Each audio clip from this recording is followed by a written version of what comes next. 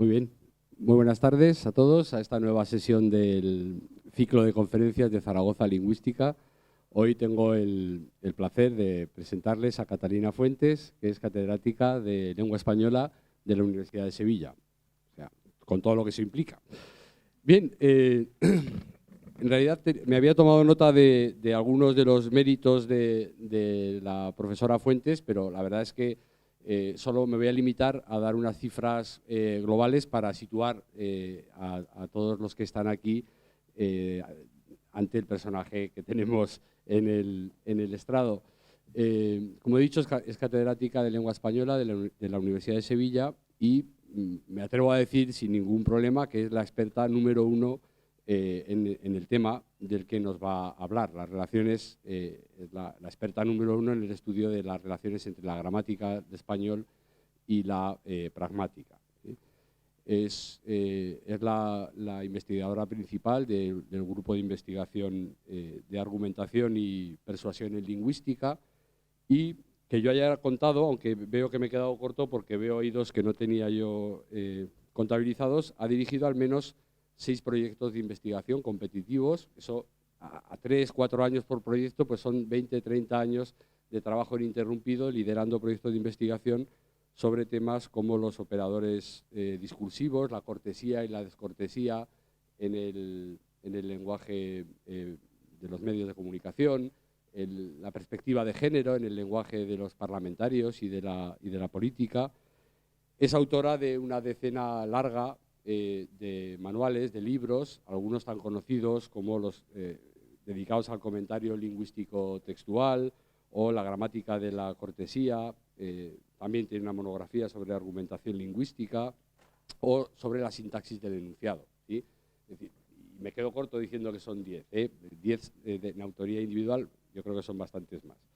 Y, desde luego, es autora de más de un centenar de artículos y capítulos de libros, muchos de los artículos publicados, como se dice ahora, en las revistas de más alto impacto, que la convierten, como les decía desde el principio, en una figura internacional, ¿sí? En el ámbito del que nos va a hablar. Que yo haya contado, también ha dirigido más de una decena de tesis doctorales, casi todas ellas sobre temas también relacionados con la relación entre gramática del español y pragmática. Por tanto, como ven, toda una vida y lo que le queda todavía dedicada al tema del que nos va a hablar, ¿sí? De manera que no puedo más que terminar diciendo que es un honor, un privilegio y un placer tenerla hoy entre nosotros, y espero que lo sepan apreciar. Tiene la palabra. Buenas tardes. En primer lugar, quiero dar las gracias a José Luis por haberme invitado a estar aquí esta tarde en ese programa de tanto éxito que tenéis aquí en la Universidad de Zaragoza, y que la verdad es que es una envidia, el de Zaragoza Lingüística, que se ve en todo, por lo menos en la mayoría de las universidades que yo conozco de España, y me temo o espero que en las universidades extranjeras. La labor que se está haciendo desde aquí es una labor inmensa, sobre todo porque nos pone a los humanistas, a los filólogos en el mundo. Es decir, no somos solo seres que no hacemos nada o que no somos productivos, que nos pasamos la vida investigando la palabra. Todo el mundo utiliza la palabra para multitud de cosas, para convencer antes que nada. Y sin embargo son otros los que vienen a decirnos cómo tenemos que entender las palabras, en vez de los que nos dedicamos a ello. Es necesario, y vosotros lo sabéis mejor que yo, y si no dentro de unos años lo veréis, la necesidad de reivindicar las humanidades dentro del panorama en el que estamos, ¿no? Bueno, agradezco a la Universidad de Zaragoza también el que me tenga aquí, porque tengo aquí grandes amigos también, colegas con los que he trabajado muchísimo y personas a las que admiro muchísimo. Así que me siento muy feliz de estar esta tarde aquí con vosotros. Me vais a perdonar si de pronto me pongo a toser, porque está visto que el resfriado no... me puse la vacuna este año y el resultado en mí ha sido catastrófico, ¿no? Nunca más. El tema que hemos elegido para esta tarde es un poco espinoso. De ahí lo de matrimonio-divorcio. Al final de la charla posiblemente uno termine diciendo que son amigos con derecho a roce o que son parejas de hecho, ¿no? Quizás hay muchas opciones, lo mismo que se dice que las formas de pareja son muchas, ¿no? Y los tipos de familia son muchos, pues la forma de abordar a estos dos grandes temas, campos, etcétera, también son muchas, ¿no? Yo he empezado por el concepto de gramática y tampoco es claro. Uno diría, bueno, pues todo el mundo sabe qué es la gramática. No es tan claro, ¿no? La gramática, según la nueva gramática de la RAE, es lo que tenéis ahí destacado, ¿no? Ellos consideran que el objetivo de la nueva gramática es describir las construcciones gramaticales propias del español, así como reflejar las variantes fónicas, morfológicas y sintácticas, ofrecer recomendaciones de carácter normativo y ser una obra de referencia para el conocimiento y la enseñanza de la lengua. O sea, incluimos fonética, lo que consideramos como morfosintaxis, ¿no? Y cuestiones relacionadas con la morfología, ¿no? Morfología y sintaxis. Incluimos la perspectiva normativa. Eso lo conocemos. Sin embargo, no todo el mundo considera que ese es el concepto de gramática. Otros lo ligan solamente a la morfosintaxis, ¿no? En otros paradigmas incluso se considera que el concepto de gramática, en él entra todo el estudio oracional frente a nuestra querida pragmática. Quizás para entender dónde nos vamos a situar, habría que ver cómo estábamos al final, mitad, sobre los años 70, 60, 70. Los investigadores lingüísticos estábamos, y digo estábamos porque yo en aquel momento estaba desesperada haciendo mi tesis doctoral y no veía el camino por ningún sitio. Es decir, que cuando empezabas a trabajar en determinados temas, sobre todo si querías ver cómo se utilizaba el lenguaje, te dabas cuenta de que lo que veías en los libros, las metodologías de análisis, estaban muy lejos de la realidad. No te explicaban en absoluto los mensajes y el uso de las comunicaciones.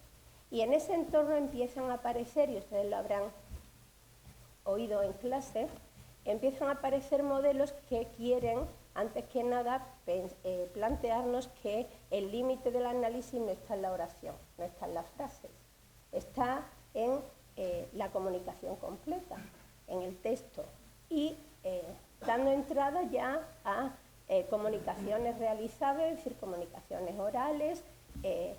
Eso nos lleva a la lingüística de corpus y a todo el boom de trabajar con datos científicos que avalen nuestra posición, que no tengamos simplemente aproximaciones cualitativas, se dice ahora, ¿no? Valoraciones sobre lo que el analista considera correcto. En ese campo empiezan a aparecer la pragmática o las pragmáticas, es decir, enfoques diferentes sobre cómo analizar la relación del lenguaje con el contexto que lo rodea. Y al decir contexto, cada uno lo interpreta de un modo, ¿no? Morris decía que la pragmática estudiaba la relación del signo con sus usuarios, con sus intérpretes, con sus usuarios. Frente a Levinson, en su Pragmatics, que es él se detiene muchísimo en el capítulo primero. Si ustedes se fijan, él hace un montón de descripciones del concepto de pragmática. Se acerca desde muchos aspectos, enfatiza diferentes posiciones, pero todas al final confluyen en el estudio del uso lingüístico. La relación que tiene el mensaje, que los elementos lingüísticos con el contexto en el que eso se mueve. El concepto de contexto también lo tendremos que delimitar y es una de las tareas no siempre fácil, ¿no? En medio de esto, simplificando muchísimo, como pueden ustedes entender, te encuentras ante dos direcciones. A ver, cuando uno estudia pragmática, ¿qué está haciendo? ¿La pragmática qué es? La parte del contenido contextual, o sea, una semántica estudiaría solo el significado léxico en el código y la pragmática estudiaría el significado en el uso. Ahí yo, en mi universidad, por ejemplo, hay una asignatura de francés que se llama Semántica y Pragmática del Francés. Luego tenéis ahí claramente esa posición. Hay muchos autores que defienden eso. Pero entonces nosotros no podríamos estudiar el valor comunicativo diferente que aporta la entonación.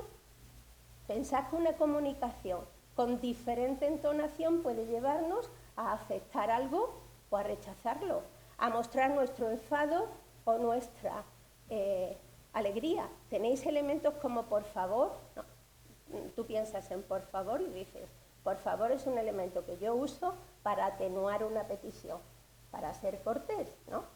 Dámelo por favor. Sin embargo, cuando te enfadas puedes decir por favor.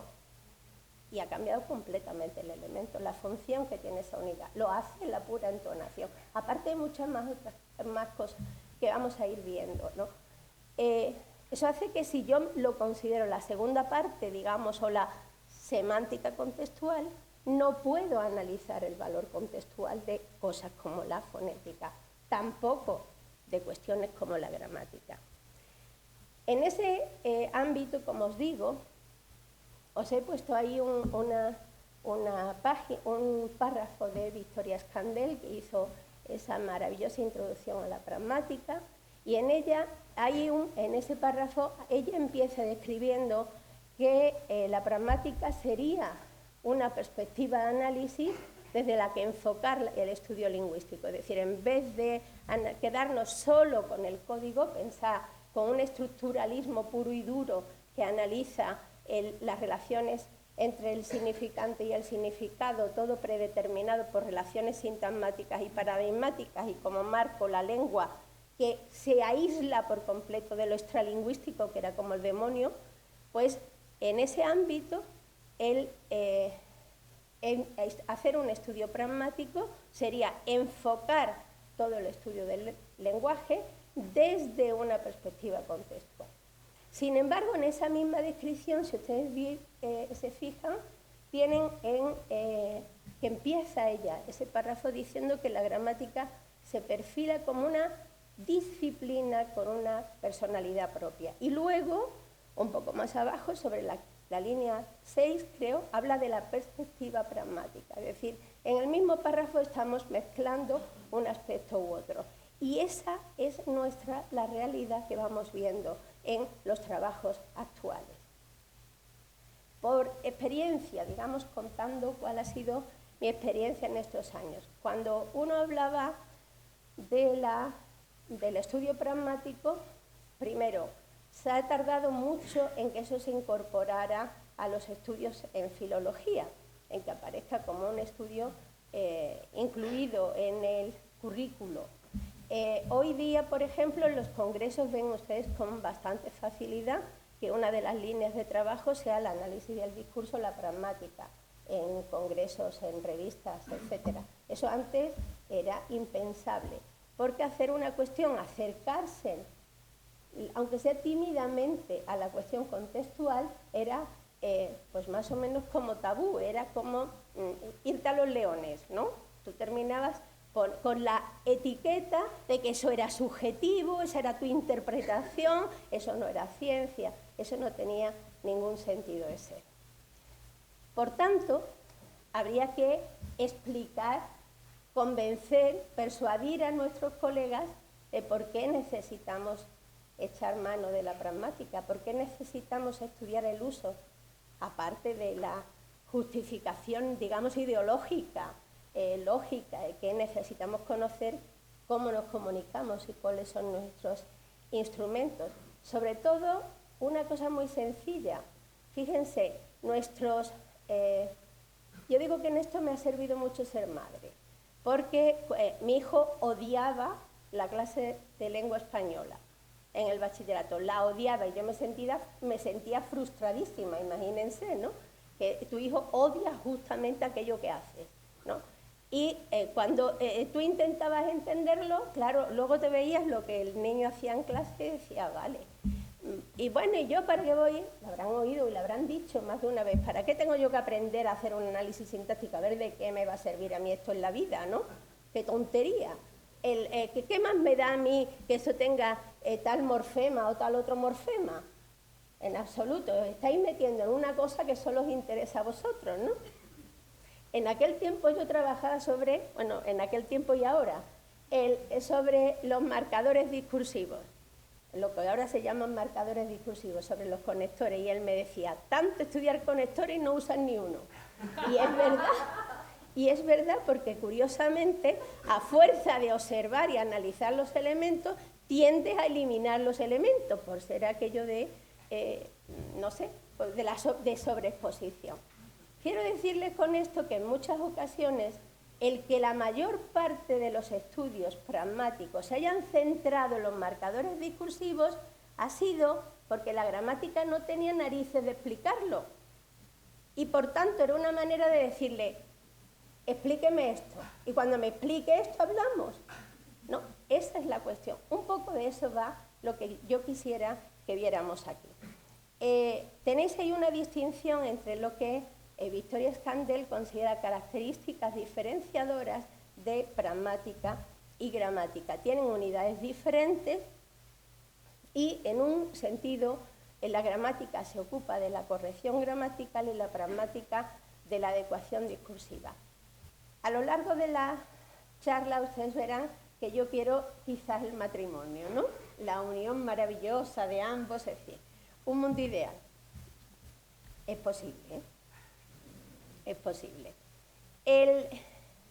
Abajo del todo, lo de arriba ya os lo he explicado un poco, pero abajo del todo dice, si yo me centro en la parte de gramática como sintaxis, hay un tipo de orientación o un tipo de perspectiva de trabajo que iguala lo gramatical a lo oracional e iguala lo pragmático a lo discursivo.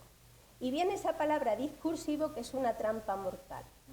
Porque discursivo, ¿qué es?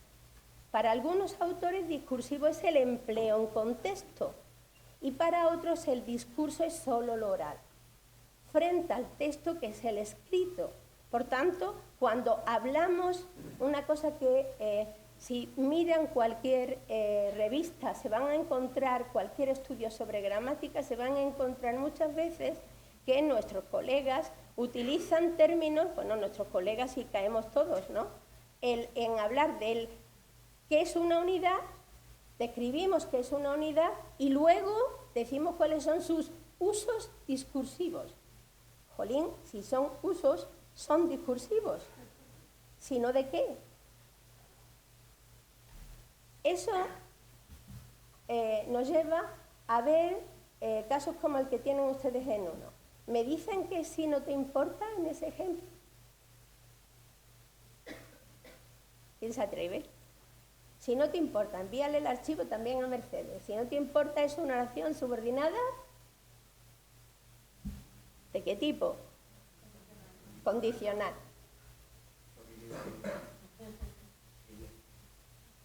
Y eso me indica, es decir, me establece la condición de envíale.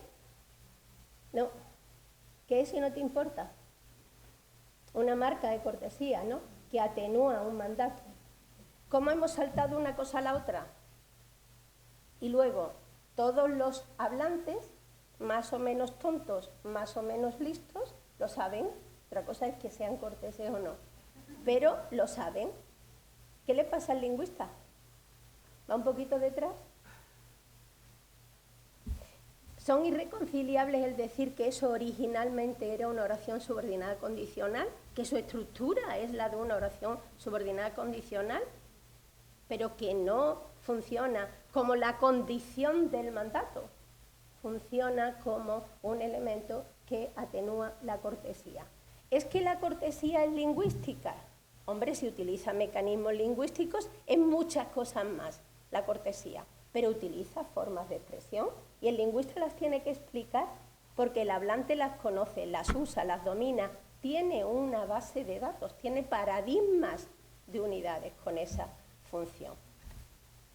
Por tanto, nos tenemos que abrir a esos aspectos contextuales. Y cuando hablamos de contexto, ¿qué entra?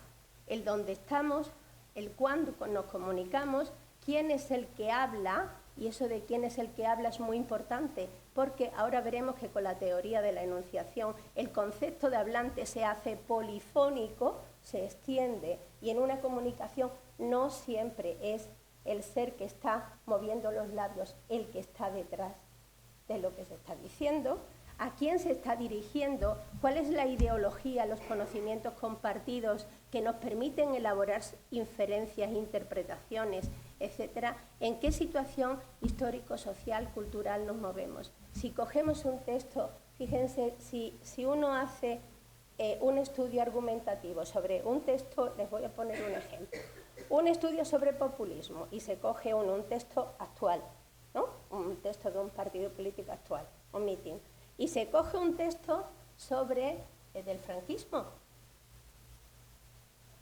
Hemos cambiado, tenemos persuasión en los dos lados, argumentación en los dos lados, los mismos procedimientos lingüísticos, los mismos, solo que en este momento vamos hacia acá y en aquel momento íbamos hacia allá, pero el procedimiento era el mismo, persuadir, convencer, manipular.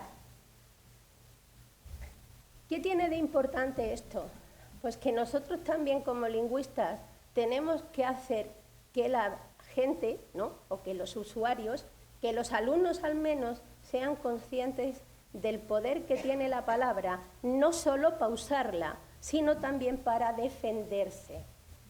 Como usuarios, sobre todo como usuarios de los medios de comunicación y como usuarios de los discursos políticos, nosotros tenemos que ser conscientes de hasta qué punto hay determinados tics que te van diciendo dónde está la manipulación en esos mensajes. Si somos expertos en palabras, si somos expertos en comunicación, tenemos que ir conociendo esas informaciones y están codificadas. En el caso del ejemplo que os tenía abajo, es una cuestión de variación. Si nosotros cambiamos del español europeo o peninsular al español latinoamericano, tendremos diferentes construcciones, ¿no? Ahí tenéis no conduzcas o no manejes tan rápido, pero cuidado porque no es solo que yo cambie el término conduzcas por manejes, sino que se dice, los peninsulares somos muy directos en la comunicación, somos poco corteses en ese sentido, somos poco indirectos y un mensaje en la otra variedad necesitará muchos más elementos de apoyo, muchos más elementos de introducción, muchos más elementos de cortesía. Hay muchas más cosas que el puro cambio léxico en eso. Todo esto de lo que estoy hablando estaba ya en la gramática de Bello, había mucha interpretación sobre los sentidos de las unidades, ¿no? Tampoco Saussure negó el uso contextual y la interpretación contextual. Él se abría al estudio del habla, consideraba que lengua y habla eran como dos caras de la misma moneda, solo que empezó desarrollando más el código porque no teníamos estudios de codificación. Necesitábamos luego extenderlo. Ballizu, el redactor del curso, escribió una obra que luego la hemos retomado. Es una obra del año 44 que se publica de nuevo en el año 65, que se llama Lingüística General y Lingüística Francesa, y que tiene todo un tratado sobre la modalidad y sobre la teoría enunciativa de la frase. Y él consideraba que el núcleo de un enunciado, lo que hoy llamamos un enunciado, es la modalidad. Por tanto, para que exista un enunciado, para que exista una comunicación realizada, tiene que estar marcada la subjetividad del que habla, tiene que estar más marcada la perspectiva desde la que está afirmando los hechos. Lo que conocemos hoy como estructuración informativa nos viene de los neopraguenses, solo que por cuestiones de espacio entre guerras, etcétera, nos ha tardado bastante. Y estamos tardando mucho en reaccionar porque la verdad es que el aspecto informativo vamos un poquito detrás. Todavía nos falta mucho que saber sobre ese campo.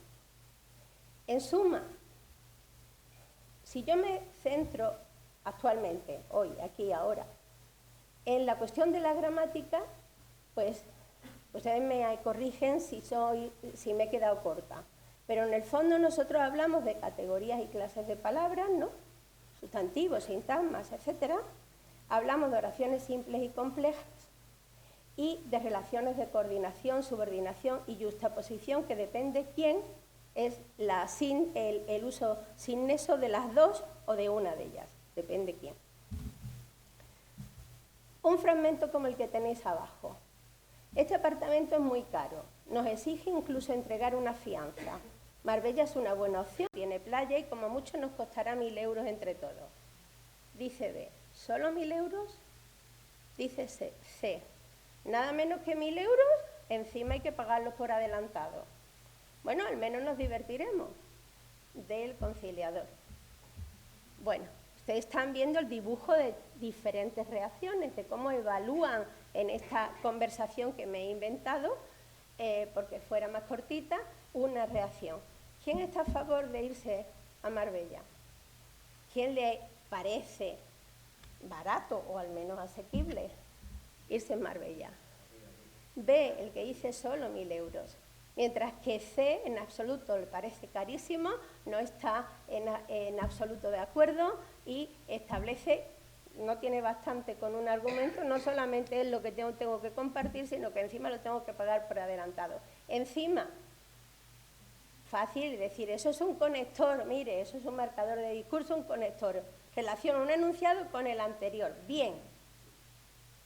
Pero ¿y la carga subjetiva que se lleva? ¿Y la carga argumentativa?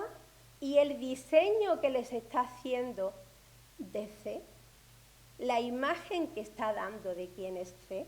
¿De su forma de pensar? Eso que muchas veces decimos que nuestras palabras, en cierto modo, revelan, decía Ducrot, nuestros topoi, es decir, nuestros conocimientos compartidos que subyacen a nuestras comunicaciones, que subyacen nuestras argumentaciones. Esos conocimientos compartidos se nos revelan en la elección de los términos. Recuerden ese ejemplo que le decía, si una madre te dice, bueno, mi hija se ha hecho un novio y es pobre pero es honrado, ¿no? ¿Recordáis? O es honrado pero es pobre. Está muy claro en ese empleo para enseñarnos cómo se utiliza el término, cómo jerarquiza la información, la conjunción adversativa, pero, que te indica claramente cuál es la orientación argumentativa de un enunciado.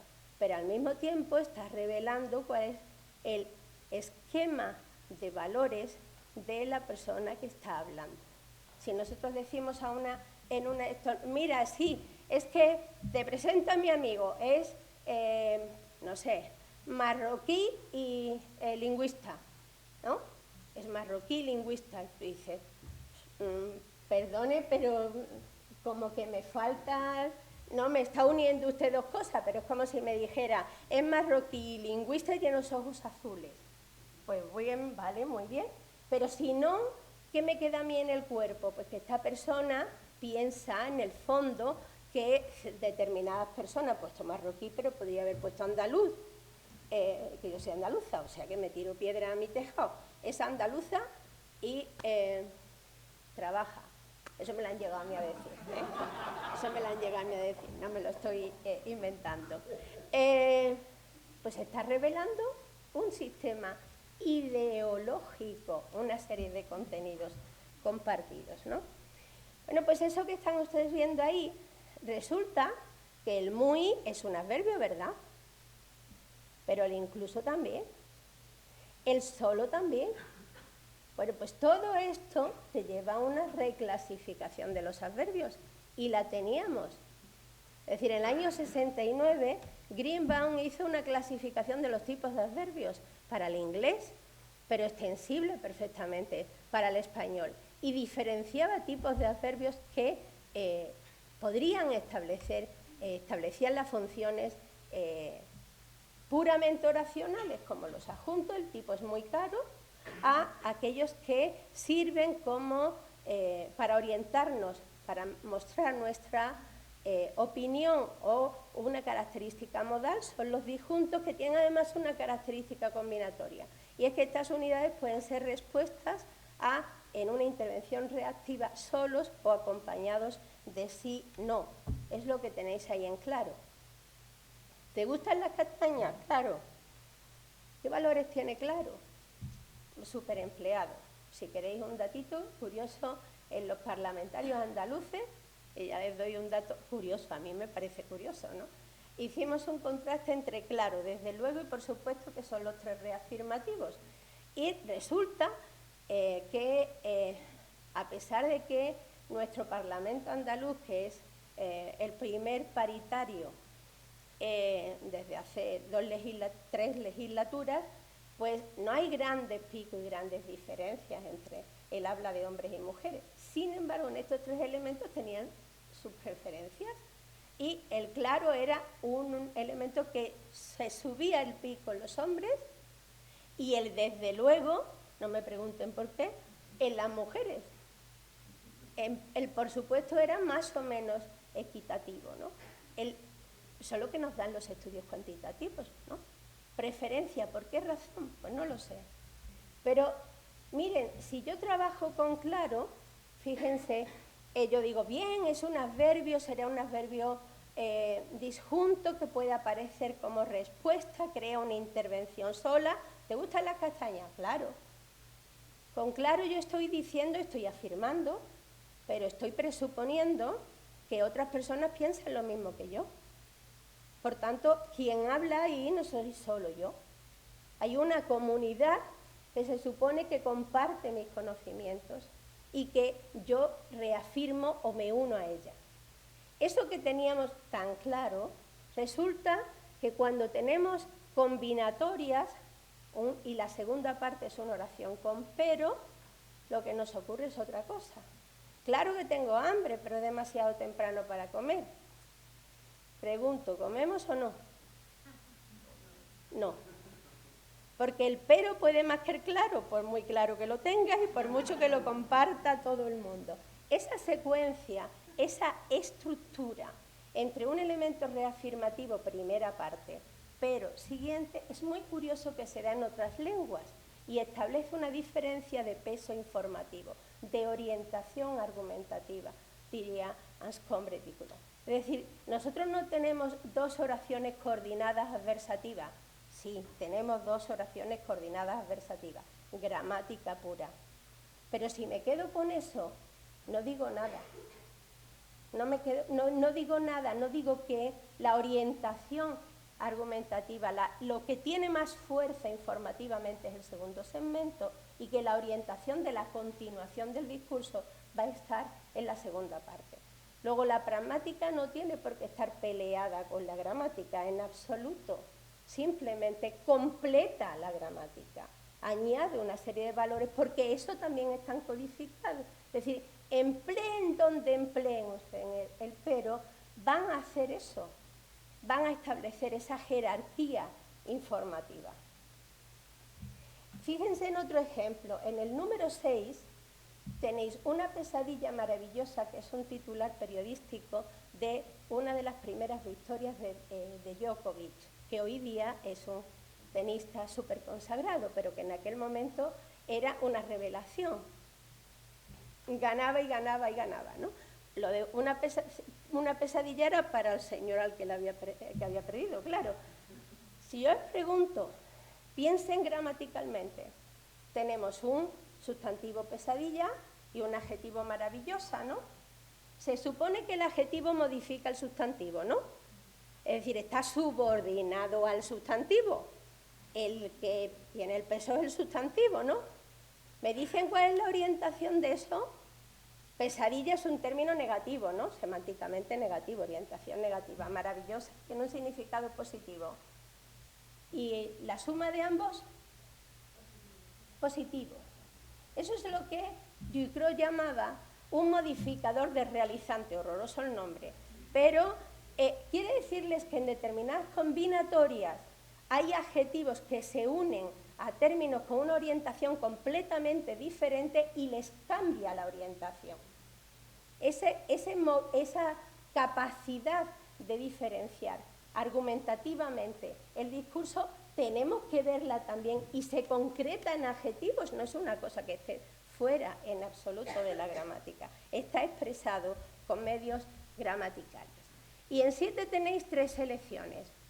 ¿Por qué el hablante usa una u otra? Es decir, en vez de decir Marisa es una buena investigadora, o es lo que se dice una buena investigadora, o es una buenísima investigadora, vaya.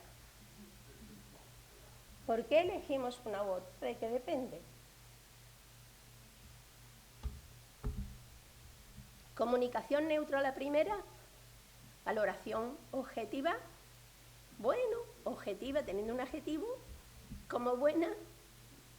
Si lo quiero intensificar, buenísima, sí, superlativo, ¿no? Perfecto. ¿Y el vaya?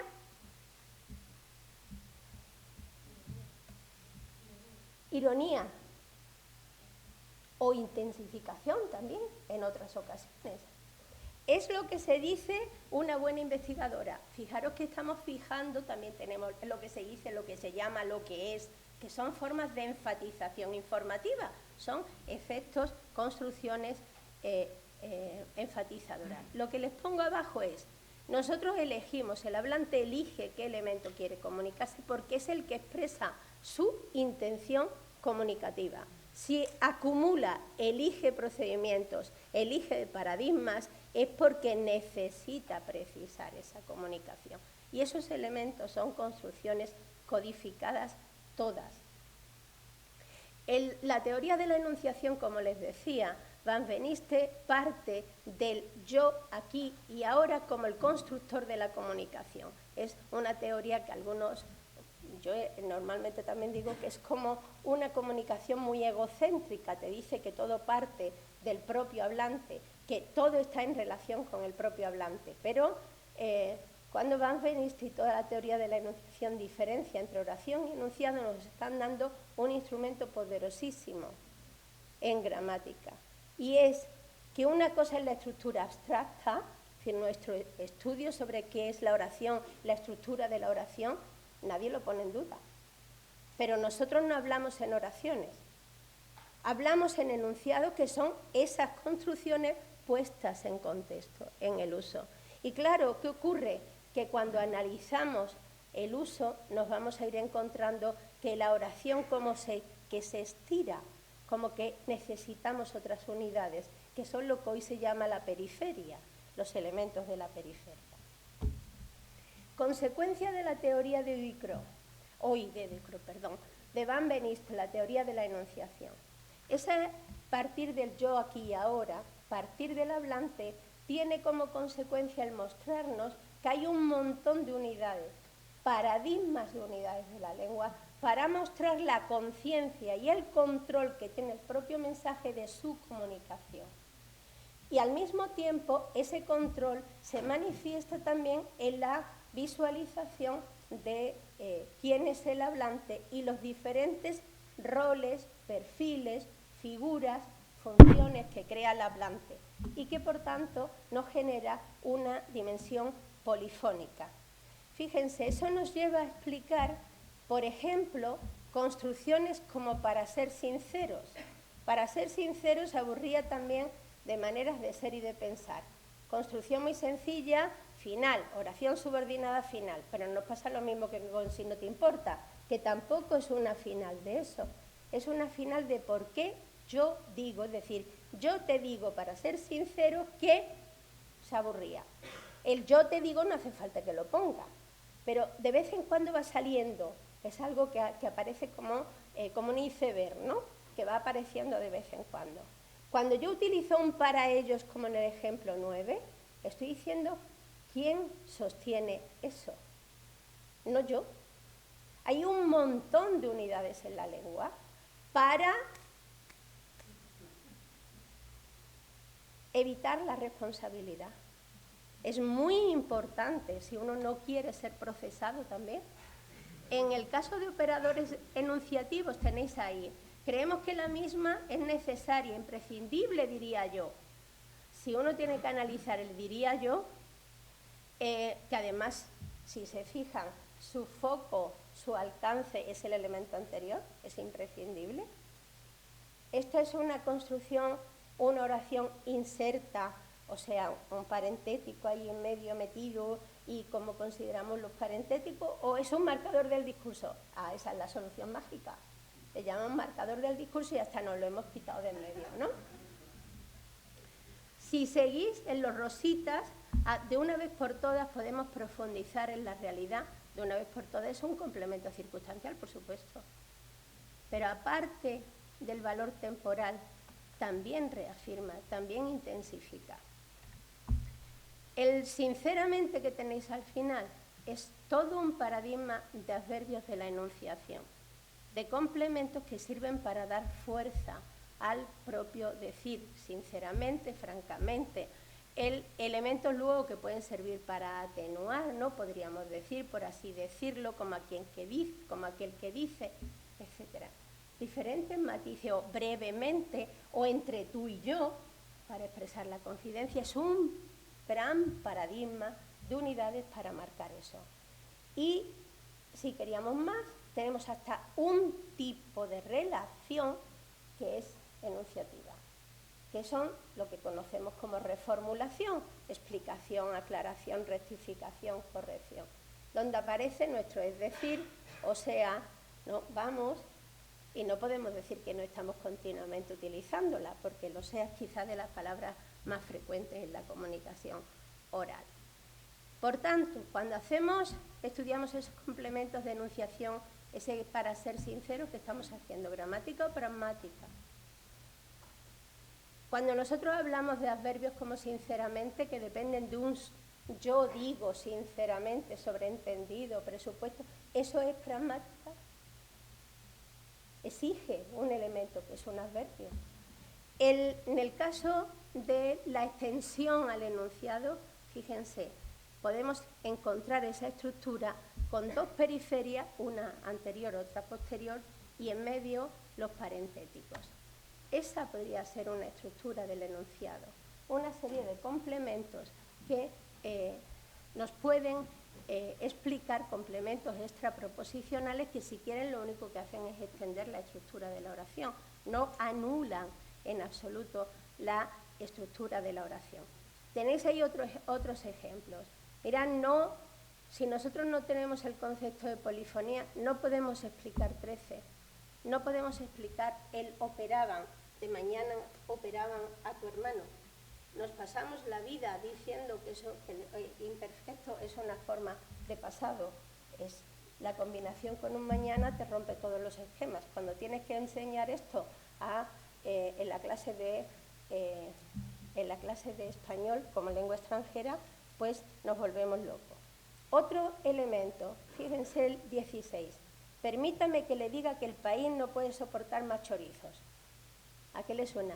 ¿Cuándo se dice eso? Cuando estás enfadado, pero un discurso parlamentario, porque yo creo que en raras ocasiones nosotros en un lenguaje oral decimos permítame que le diga, y sin embargo con un insulto del tipo de abajo.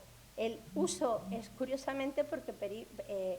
porque permítame que le diga es una forma muy cortés, pero que precede todos los insultos del discurso parlamentario, ¿no? Bien, continúo. Por tanto, la apertura al contexto implica que tenemos que añadírselo a la estructura, al código. Y ahí tenéis un abanico, nunca mejor dicho, de todos los valores que implica la conexión de la palabra. ¿Con qué se relaciona? Se relaciona con una ideología, muestra una ideología, inscribe al hablante en un grupo, da entrada a otras voces, expresa la intención del hablante y su subjetividad, la relación con el oyente, se usa estratégicamente en la argumentación, expresa emociones, interactúa socialmente, y ahí tenéis los procesos de cortesía o de descortesía, construye la identidad de un grupo y de una persona, proyecta al hablante. Por ejemplo, hay teorías como las que me he saltado, ¿no? Quizás porque tienen menos relación con la gramática, que son la teoría de la imagen de Goffman, pero si ustedes se plantean cómo nosotros llegamos a adquirir diferentes, cómo elaboran su imagen nuestros políticos, ¿no? Nuestros personas que actúan en los medios de comunicación, nosotros tenemos una imagen de Jordi Évole, tenemos una imagen de Ana Pastor, tenemos una imagen de Rajoy, de Pablo Iglesias, ¿no? Y algunos se nos quedan un poquito así como si yo tengo que caracterizarlo lingüísticamente, como que no está muy definido. Nadie discutirá que la velocidad de habla, al menos en los primeros momentos, ahora en las últimas elecciones se ha venido un poquito más abajo, de Pablo Iglesias, es incomparable con la de los restos de los candidatos. ¿Pensar que eso es un defecto de Pablo Iglesias? Yo creo que no, porque es una forma de controlar el mensaje perfectamente. A Pablo Iglesias no le corta la argumentación nadie. Para eso ha sido profesor de retórica, y lo es, ¿no? Él sabe perfectamente controlar. Eso hace que, si un alumno mío hicimos una transcripción de uno de los discursos de él, de las intervenciones, y contamos el tiempo de lo que tardaba en un mensaje de nada. Yo no sé si respira, sinceramente, porque es imposible, no se establecían las pausas mínimas entre un enunciado y otro, no se establecían, pero eso hace que toda la argumentación sea es una estrategia, ¿no?, de comunicación. Nosotros nos podemos, el ejemplo contrario lo tenéis en María Dolores de Cospedal, que el ritmo de habla es mucho más lento y tiene un montón de unidades referidas al decir. A ver, le quiero decir una cosa, es meridianamente claro. Hay un montón de tics, recurre con muchísima frecuencia a esos elementos. Bien, algunos de ellos están perfectamente establecidos. Jordi Évole es ironía, es indirección, pero no llega al insulto, jamás, jamás llega al insulto. Puede decirte sugerirte una conclusión, pero nunca llega a ese enfrentamiento. Son formas de construirse la imagen de uno a través de la palabra.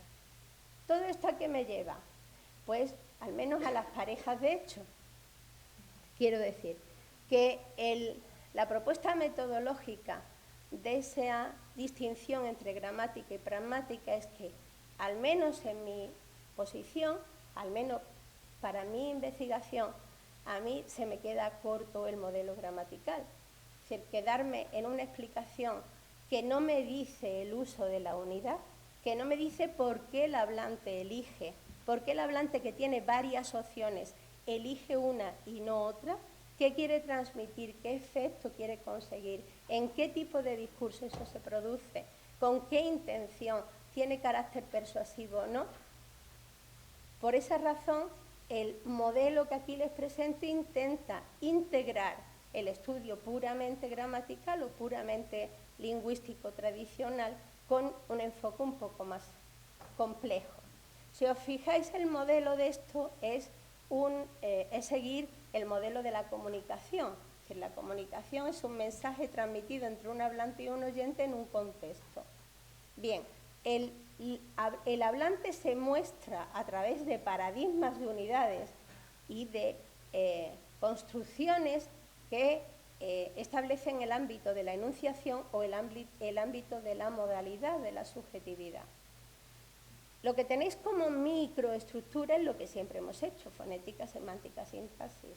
La macroestructura pretende decirnos que esas construcciones oracionales se organizan en enunciados y a su vez en párrafos, secuencias, intervenciones, diálogos, etcétera, para producir un texto, una comunicación terminada. Esa organización a nivel mayor es más compleja.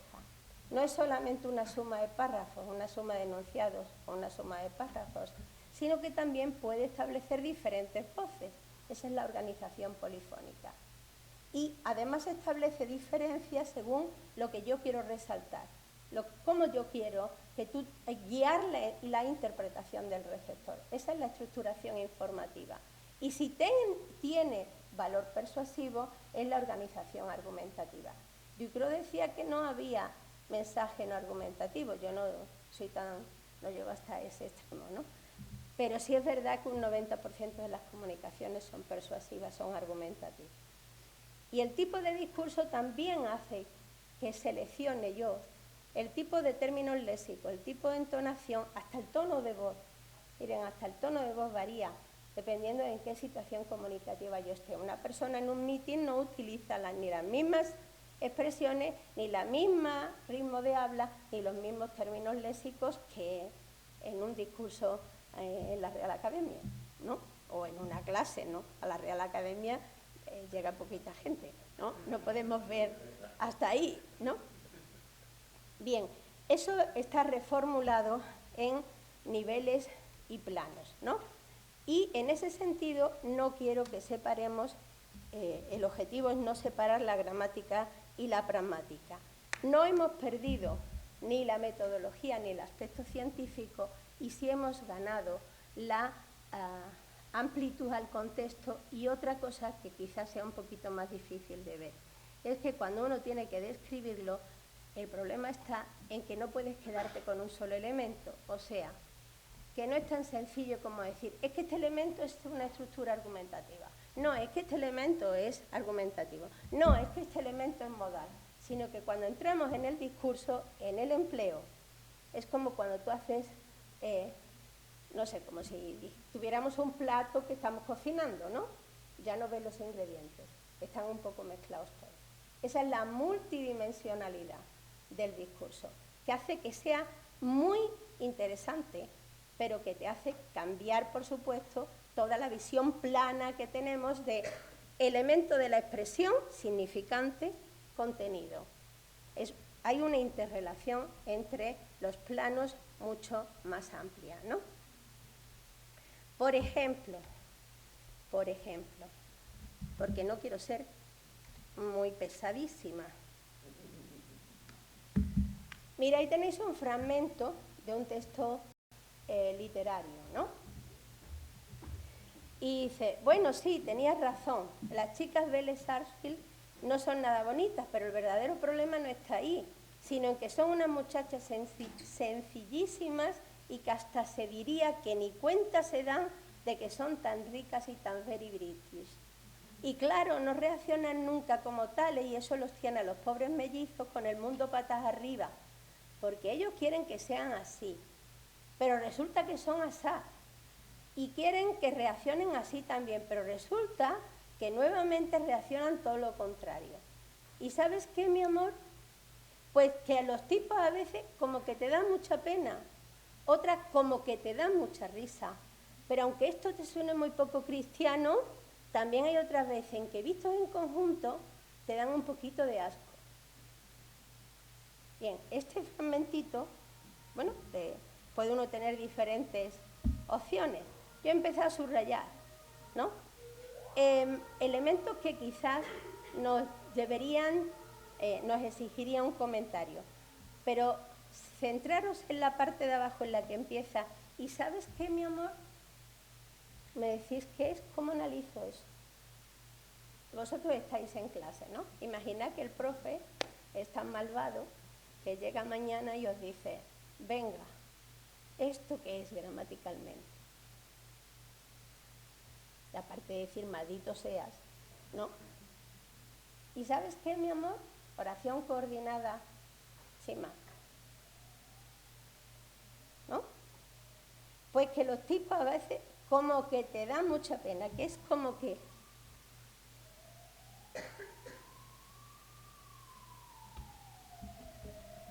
Y que, pero aunque esto te suene muy poco cristiano, oración subordinada concesiva, ¿no? Eso sí, del decir. Aunque esto te suene muy poco cristiano, te digo que, vistos en conjunto, te dan un poquito de asco, ¿no? Decía, yo creo que un poco era un operador que indicaba una cantidad bajita, ¿no? El asco es poquito, pero en orientación hacia arriba. Es decir, un poco él decía que era un elemento de suficiencia, ¿no? Nosotros lo hemos bajado un poquito con el diminutivo, ¿no? Sabéis que el diminutivo no es solo disminución de tamaño, sino también atenuación. En este caso también puede tener un valor afectivo necesario, ¿no? Muy frecuente. Y el cómo que...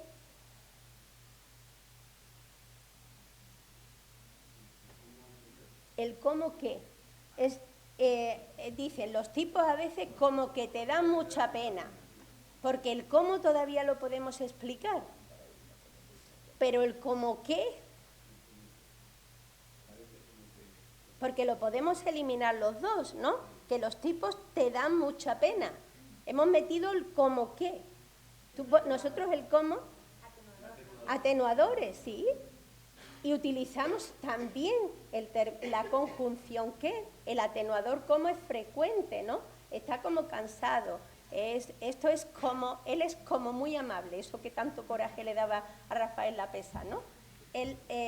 Ese tipo de expresiones, esos elementos atenuativos con los que estamos modulando el decir. Más cosas.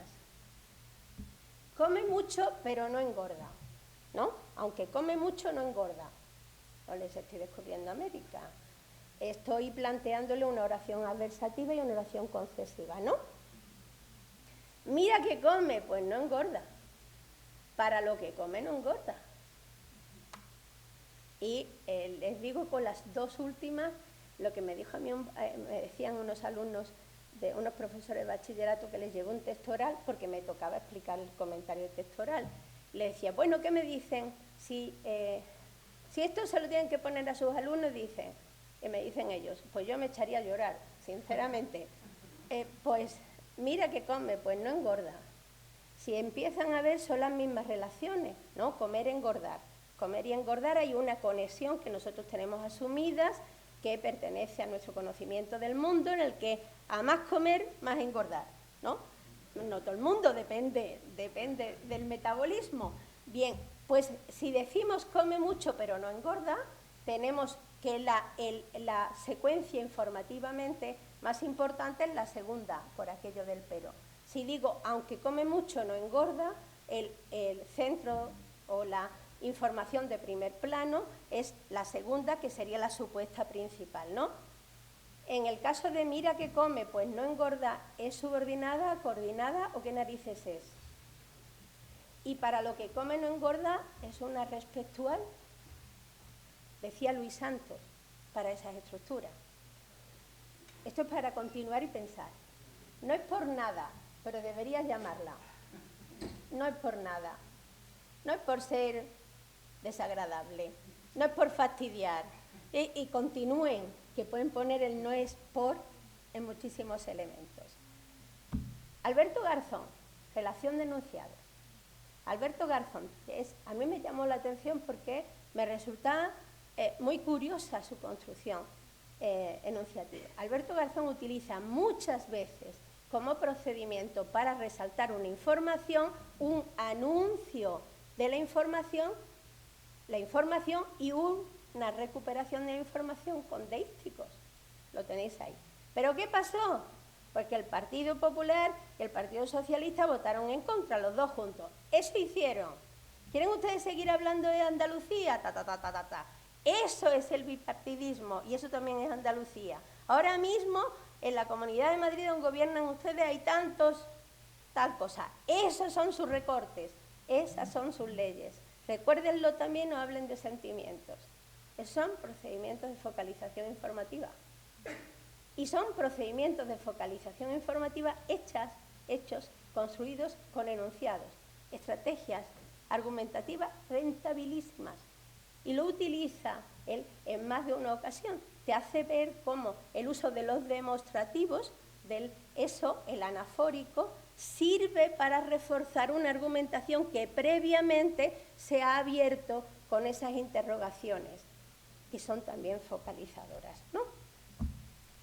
Y para terminarles, multidimensionalidad. Mamá, no seas pesada, hija. O es que chico, uno no puede pasar por todo. O es que tía, una no puede pasar por todo. Vocativo, ¿no? A secas, el vocativo ya estaba en mamá. Mamá, no seas pesada, hija.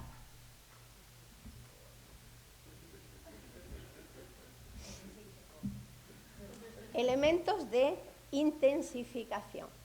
Por tanto, Saussure nos da el método. La teoría de la enunciación nos aporta esa inscripción del hablante. Y la lingüística pragmática, que es como yo les llamaba a ese modelo de integración, sigue siendo lingüística, acepta todo lo que la gramática hemos ido construyendo, pero integra el contexto y su manifestación en el discurso, porque como estáis viendo, está codificado, hay paradigmas de unidades, hay construcciones sintácticas y todo ello son los que explican la comunicación. El hablante lo sabe perfectamente. Somos nosotros los que necesitamos explicarlo, los que vamos todavía un pasito detrás y tenemos que dar el paso hacia adelante. Pues muchas gracias.